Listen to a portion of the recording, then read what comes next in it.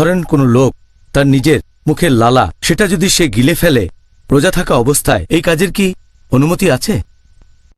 যদি মুখের লালা গিলে ফেলার কথা বলতে হয়, এটা একটা নর্মাল ব্যাপার, ন্যাচারাল কাজ। বর্তমানে সায়েন্স আমাদের বলে যে প্রতিদিন আমাদের জিভে প্রায় কয়েক লিটার লালা উৎপন্ন হয়ে থাকে, আর এটা নর্মাল, ন্যাচারাল যে মানুষ তার লালা গিলে ফেলবে, ভেতরে চলে যাবে, এটাকে অ্যাভয়েড করা যায় না। আল্লাহ পবিত্রকরণে বলেছেন সূরা বাকারা অধ্যায় নম্বর 2 আয়াত নম্বর 185, বলা হয়েছে যে তোমরা রোজা রাখবে পবিত্র রমজান মাসে, অসুস্থ থাকলে ভ্রমণ করলে সেটা পরে রাখতে হবে। তারপরে বলা হয়েছে আল্লাহ সুবহানাহু ওয়া তাআলা এটা তোমাদের জন্য সহজ করে দিতে চান, তোমাদের কঠিন অবস্থায় ফেলতে চান না। পবিত্র কোরআনে সূরা হজ অধ্যায় নম্বর 22 আয়াত নম্বর 78, আল্লাহ সুবহানাহু ওয়া তাআলা দ্বীনের ব্যাপারে তোমাদের উপর কঠোরতা আরোপ করেননি।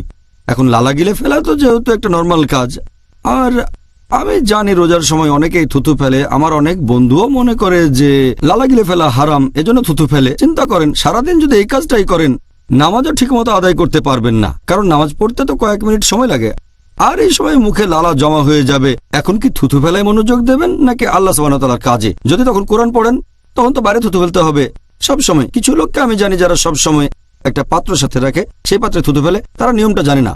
তাহলে কেউ যদি মুখের লালা গিলে ফেলে, নর্মাল লালা যেটা সবসময় মুখে থাকে, এটাকে কোনোভাবেই অ্যাভয়েড করা যায় না।